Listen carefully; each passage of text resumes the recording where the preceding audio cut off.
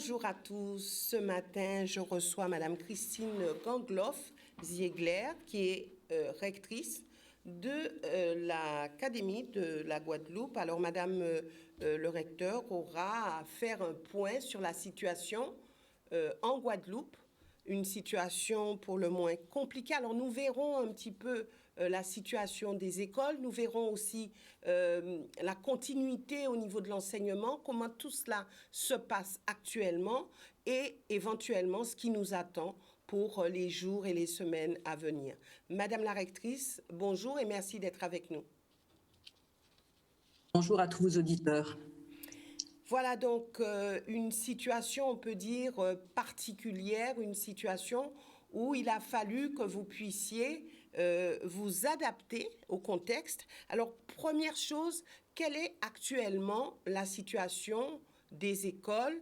Est-ce que vous avez fait un petit tour d'horizon pour savoir est-ce qu'il y en avait qui avaient été vandalisés? Est-ce que au niveau des structures, tout va bien?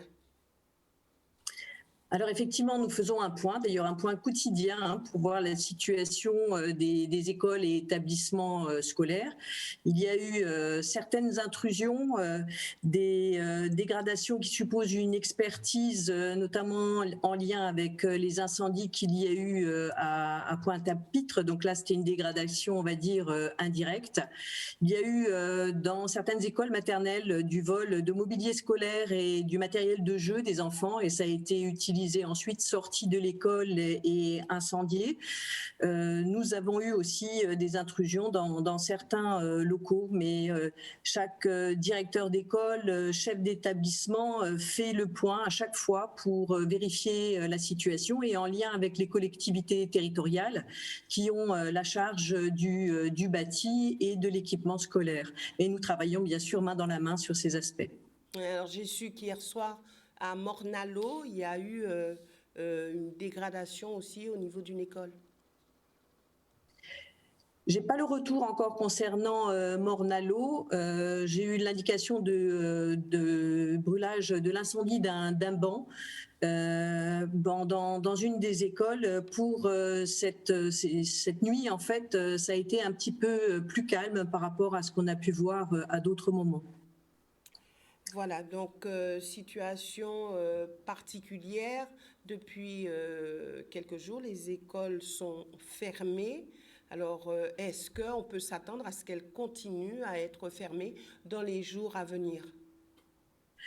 Nous faisons là aussi un point quotidien et nous sommes constitués en cellule de crise, ce qui nous permet de voir à chaque fois l'ensemble des aspects, évidemment en échange aussi avec la préfecture, puisque notre questionnement à chaque fois, c'est de savoir si on peut faire circuler les personnes, à savoir les élèves avec le plus souvent leurs parents, mais aussi l'ensemble des personnels, et cela en toute sécurité sur la Guadeloupe.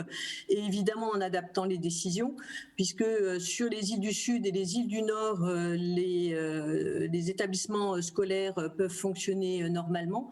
Donc c'est sur la Guadeloupe continentale que nous avons suspendu l'accueil des élèves et en raison des restrictions à la circulation. Alors c'est vrai que c'est une situation tout à fait regrettable après cette période de crise sanitaire qu'on a connue, cette rentrée qui a été décalée. Il est clair qu'à chaque fois, l'éducation ici connaît un certain nombre de ruptures pédagogiques et c'est évidemment dommageable pour les enfants. Alors aujourd'hui, est-ce que ce qui est mis en place, c'est ce qui avait été fait pour les différents confinements, c'est-à-dire privilégier l'enseignement distanciel ? C'est le sens même de la continuité du service public. Et c'est vrai que l'on capitalise sur l'expérience qui a été acquise pendant ces mois de crise sanitaire, à savoir tout ce travail qui a été effectué par les équipes éducatives, qui est un travail formidable, où finalement tous les supports ont été utilisés, parce qu'on connaît aussi certaines limites dans certaines zones sur les questions du numérique. Mais en fait, on utilise des supports numériques ou non numériques. Ça peut être le papier, ça peut être le téléphone, c'est parfois aussi sur rendez-vous lorsqu'il peut y avoir un échange. C'est-à-dire qu'il y a évidemment tous ces supports qui sont mobilisés par les équipes enseignantes et plus largement éducatives pour accompagner les enfants. J'ai vu certaines productions en septembre qui étaient exceptionnelles avec des cahiers qui avaient été faits pour chaque élève par leur enseignante avec toute une série d'exercices, un suivi jour par jour, même si on sait que ça mobilise évidemment aussi fortement les parents sur notamment les petites classes. Alors justement, est-ce qu'il y a, je vais dire, une relation permanente avec les parents, des parents qui quelquefois ne peuvent pas forcément assurer le suivi au niveau des enfants? Je crois que c'est le gros inconvénient en fait de ces situations, c'est qu'on aggrave les inégalités scolaires parce que il y a des parents qui sont plus à même aussi d'accompagner leurs enfants parce que ils ont suivi des cursus qui le permettent et on a les enfants qui sont plus en difficulté, on aggrave les écarts, alors que tout le travail qu'on mène collectivement au sein de l'académie, c'est l'égalité des chances et la réduction de ces écarts. Donc je crois qu'il va falloir très vite qu'on puisse ramener nos enfants à l'école parce que le présentiel est vraiment nécessaire. Et bien sûr, pour les parents, c'est aussi un frein parce que pour aller travailler, lorsqu'on a son enfant à la maison, c'est évidemment extrêmement compliqué. On en est tout à fait conscient, on le regrette parce que on se rend compte aussi du rôle très structurant qu'a l'école au sein de la société. Alors, les enseignants qui ne peuvent pas aller au cas par cas, comment est-ce qu'ils font, je dirais, tous les jours? Est-ce qu'ils contactent les parents? Est-ce que ça se passe par le biais d'Internet, par le biais du téléphone? Comment tout cela s'est mis en place? Et vous avez parlé de rupture. Alors, à la maison, est-ce qu'il peut y avoir un vrai suivi au niveau des enseignants? Est-ce que les choses se passent plus ou moins bien, honnêtement? C'est variable selon la situation. Honnêtement, très majoritairement, la situation est très bien maîtrisée par les enseignants, mais c'est assez variable. Soit ils communiquent à travers des environnements numériques de travail, à travers Pronote, par exemple, ils remettent des documents, ils font des visios aussi avec les élèves. Donc les supports peuvent être vraiment très variés, où ils donnent un certain nombre d'exercices à partir d'ouvrages qu'ont les élèves.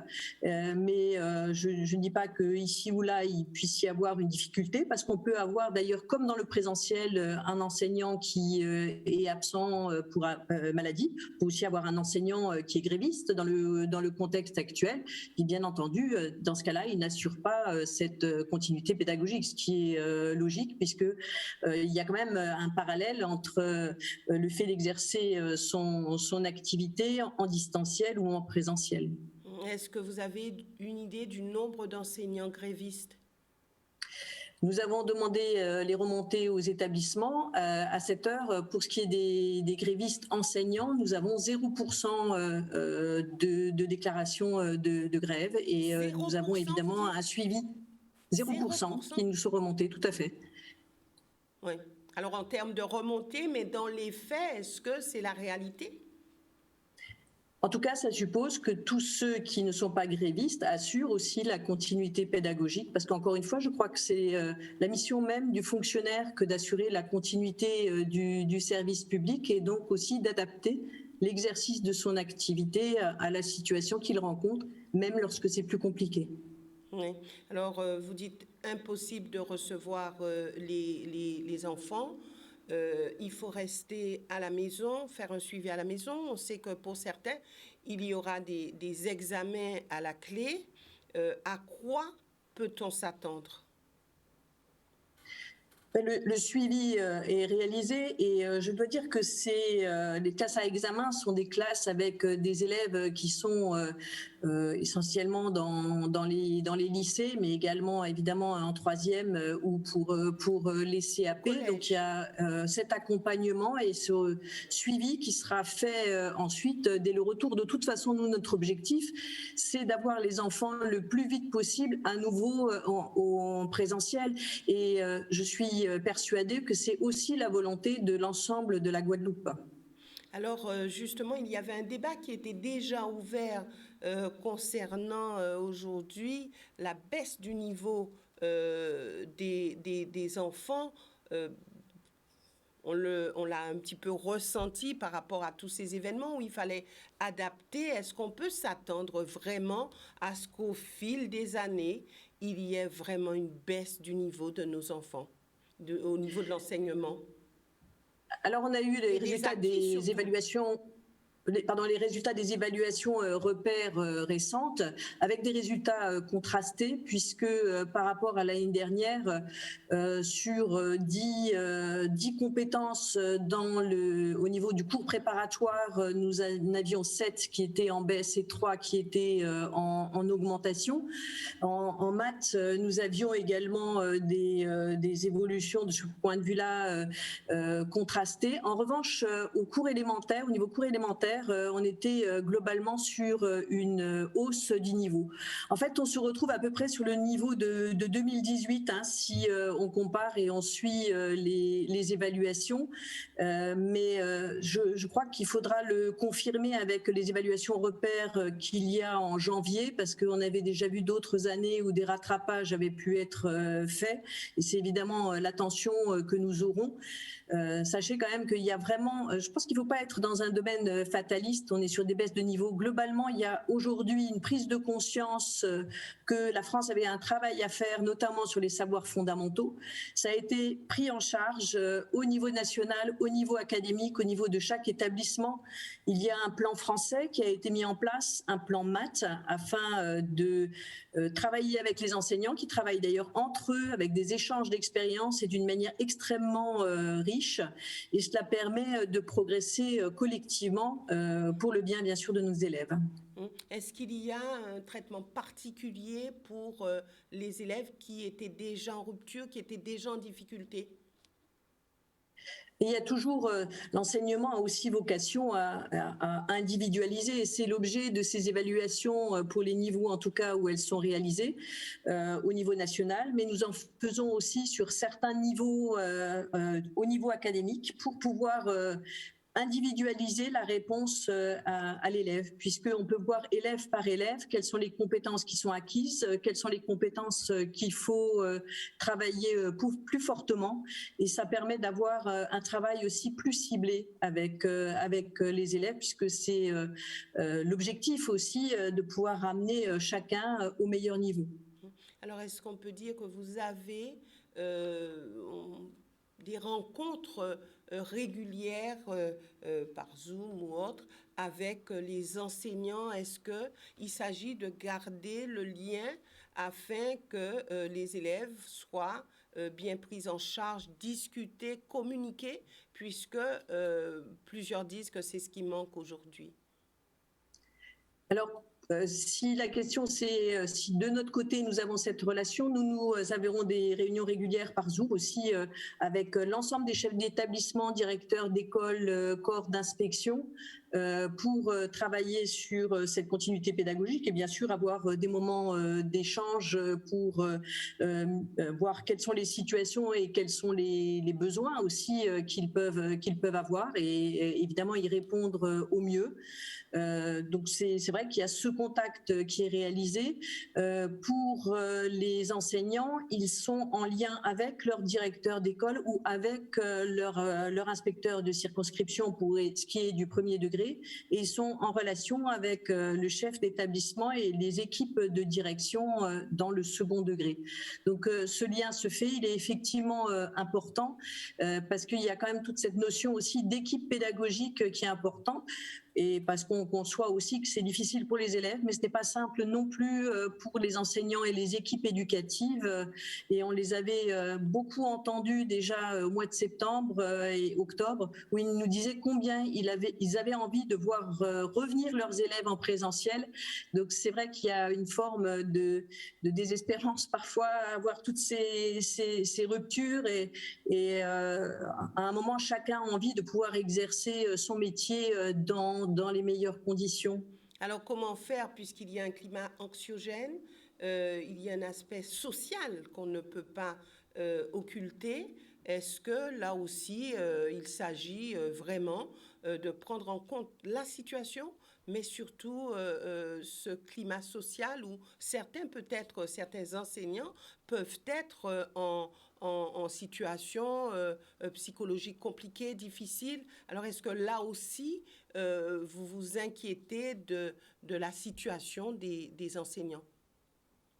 Nous avons activé tout de suite la cellule de soutien psychologique pour pouvoir aider les enseignants et les personnels qui étaient en difficulté. C'est clair que c'est un point d'attention. Les inspecteurs sont aussi mobilisés et suivent, alors dans le second degré, sur le plan disciplinaire, toutes les équipes d'enseignants concernés et sont aussi un bon relais à ce niveau-là, et de même dans le premier degré. Je crois que c'est aussi le sens d'une communauté scolaire que de savoir s'entraider. Et c'est pour ça que j'insistais tout à l'heure sur cette notion d'équipe pédagogique qui est importante, parce que c'est aussi pouvoir échanger, pouvoir s'exprimer, peut-être partager ses craintes, parce qu'on sait que certains ont parfois subi des menaces ou se sont sentis menacés ou se sentent aussi très mal à l'aise dans une situation de tension telle qu'ils la vivent aujourd'hui. Alors maintenant, le sujet qui fâche et qui fait débat, c'est le sujet de la vaccination, notamment depuis quelques mois, la vaccination des enfants. Où en est-on concrètement? Alors la vaccination des enfants, il faut le voir aussi comme un service offert. C'est ouvert, donc c'est avec l'accord des parents jusqu'à 16 ans, à l'initiative du jeune de 16 à 18 ans. Mais c'est lorsqu'il y a l'accord des parents et de l'enfant, nous avons organisé au niveau des établissements les déplacements pour pouvoir organiser cette vaccination, souvent quand les parents ne pouvaient pas l'organiser par eux-mêmes. Et donc, mais nous avons eu un nombre de vaccinations qui restait assez limité, une centaine environ sur l'ensemble de l'académie. Une centaine.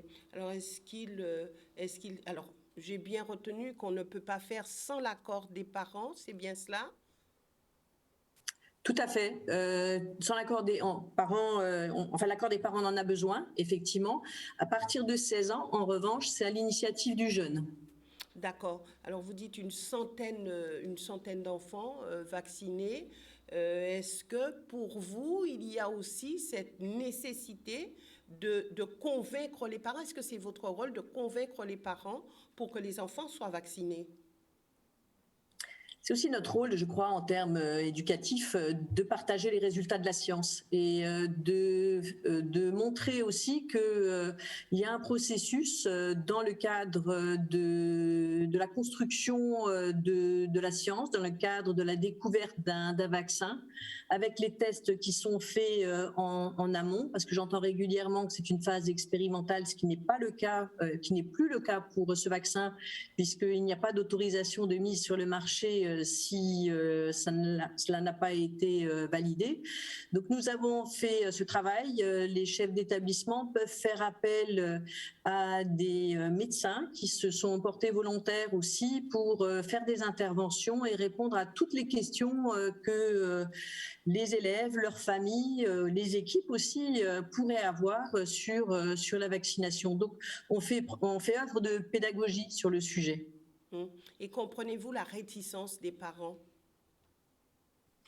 Ben là, je comprends la réticence des parents dans le sens où ils se posent un certain nombre de questions. Donc notre rôle, c'est d'y apporter des réponses, mais comme le font les autres institutionnels. C'est pourquoi on incite aussi à aller voir son médecin traitant, d'échanger avec lui si cela peut rassurer concernant la vaccination. Mais en fait, je pense que parfois, ce qui peut me surprendre, c'est de me dire qu'on a plus de craintes sur le vaccin par rapport au vaccin que par rapport au Covid, qui, dans le monde, a tué plus de 5 millions de personnes, du moins par rapport aux chiffres essentiellement au milieu hospitalier, et sachant que l'Organisation mondiale de la santé considère qu'il y a 2 à 3 fois plus de morts du Covid.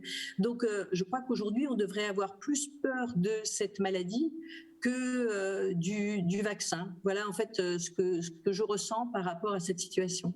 Alors aujourd'hui, n'avez-vous pas l'impression que nous sommes dans une impasse? Alors vous dites qu'il faut que les enfants reviennent en présentiel sur les bancs de l'école, mais après l'annonce du Premier ministre, après avoir analysé ce qui se passe, est-ce qu'on peut s'attendre à ce que les enfants reviennent de sitôt sur les bancs de l'école? Mais en tout cas, nous l'espérons et je crois que c'était l'objet de cette mission du ministère de l'Intérieur.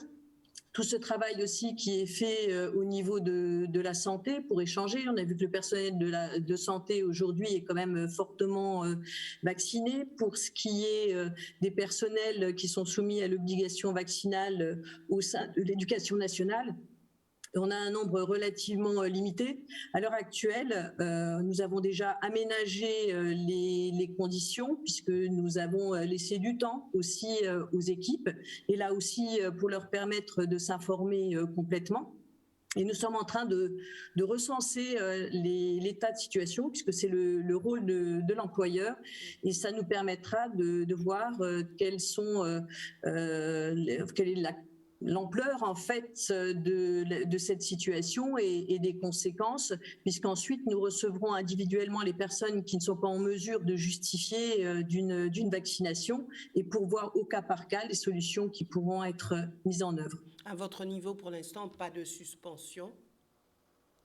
Non, à l'heure actuelle, nous n'avons pas mis en place de suspension et encore une fois, nous sommes dans le cadre du recensement en demandant aux personnes concernées de nous apporter le justificatif de la première dose de vaccin.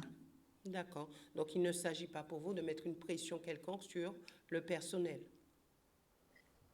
Aujourd'hui, nous leur demandons le justificatif. Ensuite, nous aurons des rendez-vous individualisés avec eux pour examiner leur situation, apporter aussi les réponses aux questions légitimes qu'ils peuvent aussi se poser.